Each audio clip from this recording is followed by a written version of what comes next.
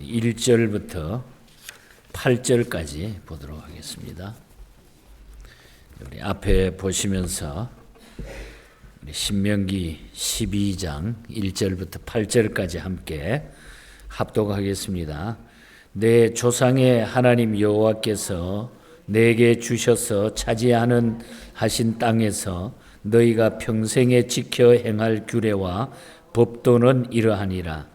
너희가 쫓아낼 민족들이 그들의 신들을 섬기는 곳은 높은 산이든지 작은 산이든지 푸른 나무 아래든지를 막론하고 그 모든 곳을 너희가 마땅히 파멸하며 그 제단을 헐며 주상을 깨뜨리며 아세라 상을 불사르고 또 그 조각한 신상들을 찍어 그 이름을 그곳에서 멸하라.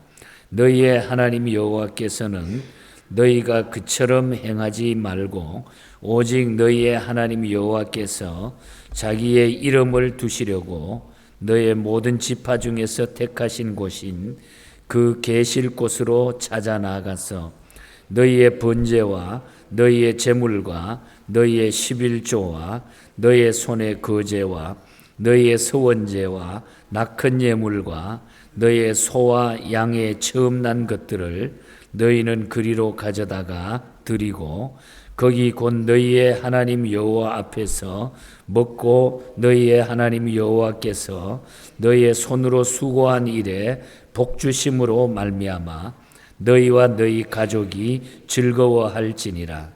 우리가 오늘 여기에서는 각기 소견대로 하였거니와 너희가 거기에서는 그렇게 하지 말지니라. 아멘. 아멘. 예, 우리 하나님의 큰 은혜가 오늘 또 기도하는 여러분에게 함께 하시기를 다시 한번 축복합니다. 우리 서로 한번 얼굴 보시고 주님 이름으로 축복합니다. 사랑합니다. 축복합니다. 예, 사랑합니다. 예. 목회하면서 늘 그 목회자로 성도들에게 바람이 있다고 하면은 늘 은혜 받고 살았으면 좋겠다 그런 생각입니다. 예, 그래서 우리 교회에서 제일 많이 쓰는 단어가 우리 은혜라는 말이겠죠. 은혜. 그 은혜라고 하는 이 말은 그 카리스라고 하는 그런 말인데 기쁨이라는 겁니다. 기쁨. 그래서 우리가 삶을 살면서 늘 기쁨이 충만하면 좋겠어요. 그리고 또 이 은혜라고 하는 카리스의 뜻은 감사하다 하는 말이 포함이 되어 있습니다. 그러니까 여러분들은 감사하고 기쁘고 이렇게 살면은 아마 그게 제일 행복하고 더 행복한 삶이 될 줄 믿습니다. 그래서 우리가 은혜 생활 잘 하시면 좋겠어요. 그리고 한 가지 은혜의 뜻을 더 말하면 매력이라고 하는 뜻이에요. 매력적이다. 그래서 우리가 은혜 받고 사는 사람은 누가 보아도 외형이 아니라 은혜가 충만하기 때문에 매력적인 사람이 되는 겁니다. 남자고 여자고 매력적인 사람이 돼야 돼요. 그래야 사람이 쫄쫄쫄 따라다니기도 하고 또 그 사람을 좋아하기도 하고 그 사람 곁에 가고 싶고 하고 말도 붙이고 싶은 겁니다. 그래서 우리가 기쁨과 감사와 매력이 넘치는 이런 성도가 다 되시기를 바랍니다. 오늘 아침 우리 신명기 12장 말씀, 지금까지 모세는 백성들이 하나님께 순종하며 하나님을 사랑해야 할 당위성을 역사적인 측면에서 계속 이야기를 해왔습니다. 그런데 이제 12장부터 16장 17절까지는 거룩한 백성이 하나님께 드리는 예배에 관한 규정이 자세하게 모세를 통해서 설교 말씀으로 선포되고 있습니다. 모세의 아주 중요한 설교가 12장부터 또 다시 시작이 되는 것을 보게 됩니다. 그래서 본장에서 보면은 백성들이 지켜야 할 율법 전반에 대해서 말씀하고 있는데 그 중에 첫째가 되는 일은 바로 하나님을 예배하는 일이라. 그래서 예배하는 일에 대한 준비와 지켜야 할 일들이 오늘 본장에 쭉 소개가 되고 있습니다. 1절부터 14절까지는 성소에 관한 규정, 그러니까 하나님이 정하신 예배 장소에 대한 이야기가 나오고, 그 다음에 15절부터 28절까지는 고기 먹는 규정, 다시 말하면 제물을 먹는 그런 규정에 대해서 이야기를 하고 있습니다. 끝으로 29절부터 32절까지는 우상 숭배에 대한 경고, 가나안의 신들을 절대로 섬기면 안 된다. 이제 그 가나안 땅에 들어가게 되면은 그 우상이 되어 있는 그 신들을 다 버려야 된다. 우상 숭배에 대한 경고의 메시지를 던지고 있습니다. 그래서 오늘 아침에는 우리가 이 예배를 위한 그 준비, 여기에 대한 말씀을 본장을 통해서 교훈받기를 원합니다. 먼저 하나님을 예배하기 위한 전제는 바로 우상을 타파하는 일이라. 오늘 1절에서 4절 사이에 보면은 하나님을 예배하기 위한 전제로 먼저 우상을 타파해야 된다 하는 그런 말씀입니다. 우상의 제거는 하나님을 경배하는 일에 있어서 대전제가 돼야 된다는 것입니다. 그러므로 이스라엘 백성들이 가나안 땅에 들어가서 무엇보다도 먼저 해야 할 일은 그 땅의 우상 숭배와 우상 숭배 장소를 다 파괴하고 그 죄악의 요소를 완전히 제거하는 일이었습니다. 그 이유는 우상이 하나님과 함께 할 수 없기 때문에, 그리고 우상 숭배와 하나님께 드리는 예배를 동시에 할 수 없기 때문인 것입니다. 이방인들은 신에게 조금이라도 가까이 갈 수가 가까이 할 수 있다고 생각해 가지고 높은 산이라든지 또 울창한 숲이라든지 이것을 신성시해 가지고 거기에다가 우상을 섬겼다고 그랬습니다. 그러므로 우상이라고 하는 것은 인간 위주로 생각해 가지고 예배하는 방법이 우상임을 기억해야 돼요. 우리가 어떤 데 하나님 앞에 예배를 드린다 그러면서도 인간 위주의 예배를 드린다고 하면은 그거는 우상이 된다는 것입니다. 하나님 방법보다 자기의 방법을 더 우월시하는 것이 바로 우상이라는 것입니다. 더 나아가서는 우상이라고 하는 것은 하나님보다 더 사랑하는 것이 우상이라는 거죠. 자, 그렇다고 하면은 오늘날 이 현대에 있어서 우상이라고 하는 것이 어떤 게 우상일까요? 우리가 우상 숭배한다고 했을 때 현대인들에게 있어서 우상이라고 하는 것은 어떤 게 우상이에요? 시간이 우상입니다. 시간. 무엇이 그렇게 바쁜지 바빠서 바쁘다는 핑계로 예배를 드리지 못하고 바쁘다는 핑계로 자신을 위해서는 다 일하는데 하나님 앞에 예배 드리고 주일 성수하는 것을 못 지킨다는 거죠. 이렇게 자기 관리한 대로 자기의 편한 대로 자기의 방법대로 시간을 사용해 가지고 거룩한 주일을 지키지 못하거나 예배를 드리지 못한다고 하면 이것은 시간이 우상이라는 것입니다. 시간의 우상이 돼서는 안 된다. 그리고 우리가 아는 대로 물질이 우상이죠. 하나님보다 더 쌓아가는 것, 그 우상임을 알아야 되고, 또 하나는 내 뜻이 우상이라는 거예요. 내 뜻. 하나님 뜻보다 내 뜻을 앞세울 때 그것이 우상임을 알아야 됩니다. 교회를 위하고 하나님을 위하는 것처럼 말을 하면서도 내 뜻대로 다 행하는 것, 이게 다 우상이라는 거예요. 그래서 8절 말씀에 보면은 너희 소견대로 그렇게 하지 말라. 너희 소견대로 행하는 것이 우상이라는 거예요. 너희 소견대로 그렇게 행하지 말라. 바로 이런 모든 것들보다 하나님을 더 사랑하는 마음이 전제되어야 진정한 예배를 우리가 하나님 앞에 드릴 수 있다. 그래서 우리는 예배를 잘 드려야 돼요. 하나님의 백성은 예배가 중요하기 때문입니다. 하나님의 백성의 기본적인 삶은 하나님 앞에 예배 드리는 삶이라는 거예요. 예배를 잘 드릴 수 있기를 바랍니다. 예배의 성공자들이 다 되시기를 축복합니다. 여러분, 예배를 잘 드려야 돼요. 우리가 어떤 환경에 있든지 간에 예배는 우리 하나님 앞에 올리는 거기 때문에. 그리고 그 다음에 우리가 1절부터 7절 사이에 다시 한번 보면은 하나님께서 택하신 거룩한 장소에서만 예배를 드리도록 했다고 하는 이야기를 볼 수 있습니다. 우리가 레위기 1장 7절과 레위기 7장 38절에서 이미 이 사실을 우리가 보았습니다. 이스라엘 백성은 이미 시내산에서 하나님을 예배하는 방법하고 제사, 제도 등 모든 규례를 거기서 받았어요. 그럼에도 불구하고 그들은 지금 40년이 지난 지금에까지도 그 규례를 다 지켜 행하지 못하고 각 지파 또는 그 단위로 단을 쌓고 하나님을 예배하고 있는 겁니다.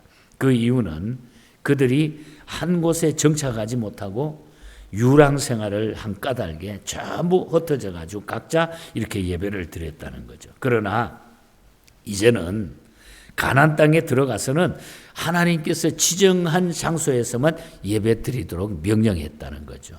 후일에 그 장소가 바로 예루살렘 성전이 된 것입니다. 왜 하나님은 이렇게 성소 단일화를 말씀하셨을까요? 왜 이렇게 말씀을 하셨을까요? 그것은 하나님께 대한 순수 신앙을 보존하려는 데 진정한 의의가 있었던 것입니다.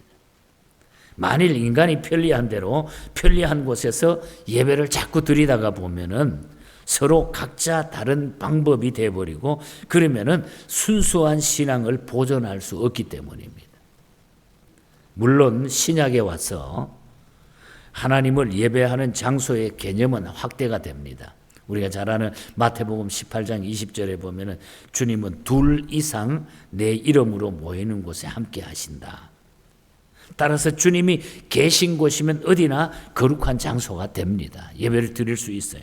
하지만 신앙의 순수성을 위해서 정해진 장소, 즉 섬기는 교회에 모여서 예배 드리는 일을 통한 신앙의 순수성을 오늘날에도 우리가 반드시 유지해야 된다는 거예요. 그래서 교회가 중요하다는 거예요. 그래서 교회는 하나님 앞에 예배 드리는 장소라는 거죠. 거룩한 성도들이 모여서 예배 드리는 장소, 하나님이 허락한 장소라고 하는 거예요. 그래서 우리가 주님을 만날 수 있는 제일 귀한 시간은 우리가 하나님 앞에 성전에서 예배 드릴 때에 그것을 하나님이 기뻐하신다. 그렇다고 뭐 다른 데서 예배 드리는 것을 부정한 것이 아니라 하나님은 그만큼 하나님 중심의 예배를 원하신다고 하는 거죠. 그 다음에 우리가 중요한 메시지는 8절부터 14절 사이를 보면은 지시한 예배 규례에 따라서 예배를 꼭 드리도록 했어요. 예배의 규례에 따라서 예배를 드리도록. 하나님께 예배 드리는 방법은 즐겁게 드려야 된다. 기쁘게 드려야 된다. 아까 말씀드렸으니만은 은혜를 우리가 받으면 은혜는 우리가 즐겁고 기쁜 것입니다. 예배는 하나님 앞에서 하나님과의 연합이고 가족 이웃과의 연합입니다. 그러므로 7절 말씀에 보면은 거기 곧 너희 하나님 앞에서 먹고 너희 하나님 여호와께서 너희 손으로 수고한 일에 복 주심으로 말미암아 너희와 너희의 가족이 즐거워할지니라 그랬어요. 이렇게 즐거움이 있는 교제가 진정한 예배라는 거죠. 즐거움이 있는 교제가. 그래서 우리의 예배는 기쁨으로 드려야 돼. 기쁨으로. 예배 시간에 그냥 서로 앙숙이 돼가지고 이편 저편이 갈라져가지고. 제가 어릴 때 한국에서 교회들이 그 어려울 때 물론 뭐 그런 일이 인간들이기 때문에 생길 수 있지만 막 한 군데서는 막 기도하고 한 군데는 찬송하고요. 두 파가 갈라져가 한 교회 안에서. 막 그냥 더러운 걸 갖다 뿌리기도 하고 말이에요. 이런 일들이 종종 한국 교회 안에 있었다는 거예요. 이 얼마나 하나님 보기에 부끄러운 일이에요. 예배 시간에 그것도 전부. 이건 그런 일은 절대로 있어서는 예배는 즐거워야 된다. 다 오픈하고 우리 하나님 앞에 다 내려놓고 이렇게 즐거움이 있는 교제가 진정한 예배라는 거죠. 그 중에서 특별히 레위인과 함께 즐거워하라. 12절에 보면 레위인과 함께 즐거워하라. 그 이유는 레위인은 세상 기업이 없으므로 이들과 함께 즐거워하는 것은 곧 하나님과 함께 즐거워하는 것이기 때문에 그렇게 말씀을 하고 있어요. 우리가 갈라디아서 6장 6절에 보면은 그런 말씀이 나옵니다. 가르침을 받은 자는 가르치는 자와 모든 좋은 것을 함께하라. 그런 말씀이 나와요. 오늘 우리는 가르침을 받는 자로서 가르치는 자에게 좋은 것으로 함께할 때가 많습니까? 아니면은 나쁜 것을 함께할 때가 많습니까? 그러니까 우리가 예배는 우리가 모든 사람들이 함께 즐거워하며 함께 기쁨을 나눌 수 있어야 된다는 거예요. 예배는 만왕의 왕 되신 주님을 찬양하고 그 앞에 엎드리는 것이 바로 우리가 예배예요. 그러니까 우리가 기뻐할 수밖에 없다는 거예요. 말씀을 정리해 보겠습니다. 예배가 중요하다는 것입니다. 예배의 승리자가 인생 승리자라는 것입니다. 예배를 우리가 회복해야 돼요. 오늘 이 시대가 다시 한번 뜨겁게 기쁜 예배를 우리가 회복해야 돼요. 예배의 생명을 걸면은 영원히 살게 됩니다, 여러분. 그런데 예배를 방해한다거나 지키지 않는 것은 하나님이 기뻐하지 않아요. 오늘 12장 마지막 32절에 보면 이런 말씀이 나오죠. 내가 너희에게 명령하는 이 모든 말을 너희가 지켜 행하고 그것에 가감하지 말지니라. 우리 믿음의 선배들은요, 이 예배를 지키기 위해 가지고 예배 때문에 목숨을 걸었던 사람들도 많았어요. 머리가 깎이고 일터를 잃어버리고 직장을 잃어버리고 재산을 몰수당하고 감옥에 가고 이런 일들을 많이 경험한 적도 있습니다. 예배 때문에. 그러나 그 예배의 승리자, 그 예배를 통해서 그 순교의 피들이 그 순교한 그 시간들 때문에, 그것 때문에, 헌신 때문에 우리 한국교회가 이만큼 놀라운 부흥의 역사를 가져오고 우리 대한민국이 조그만 나라인데도 이 놀라운 복을 우리가 누리고 있다고 하는 거 부인할 수가 없어요. 그런데 예배를 방해하면 안 된다는 거예요. 요즘 중국의 현실이 그래요. 기독교 탄압입니다.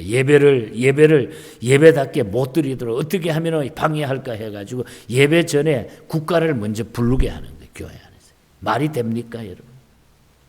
우상 숭배죠. 어떻게 해서라도 방해를 놓는 거예요. 방해를 놓는. 그러니까 지금 중국이 어떻게 가고 있습니까? 자꾸 까불어지고 있는 거예요. 지금. 우리가 예배를 방해하거나 하나님께 도전하는 일은 하나님이 그냥 두고 보시지 않는다는 거죠. 그래서 그러나 우리가 이 예배를 통해서 주시는 하나님의 은혜, 예배를 통해서 우리가 능력받는 것이고 예배를 통해서 힘을 얻는 것이죠. 물론 우리가 개인적으로 기도하고 말씀 읽고 열심히 우리가 살지만은 그러나 우리가 공동적인 이 예배를 통해서 주시는 하나님의 능력은 말로 이루 말할 수가 없어요. 그 기적은 이루 말할 수가 없습니다. 그래서 이 예배는 만왕의 왕 대신 우리 하나님을 찬송하고 그 앞에 엎드리는 것이 예배라는, to bow down, 엎드린다, 절한다는 뜻이에요. 하나님 앞에 내 모든 삶을 다 내리고 절하는 거예요. 만왕의 왕 대신 그분에게. 우리 오늘 아침에 예배에 대한 찬송 두 곳을 찬양했습니다. 예배 때 부르는 성삼위일체를 찬양하고 주님을 찬양하고 또 주님을 경배하는 그런 찬송을 불렀습니다.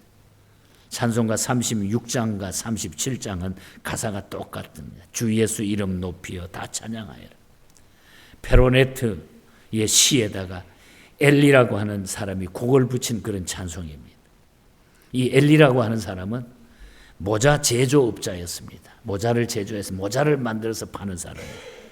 그래서 그는 모자를 만들어 가서 늘 파면서 그곳의 이름을 왕관이라 이렇게 이름을 붙인 거예요. 왕관.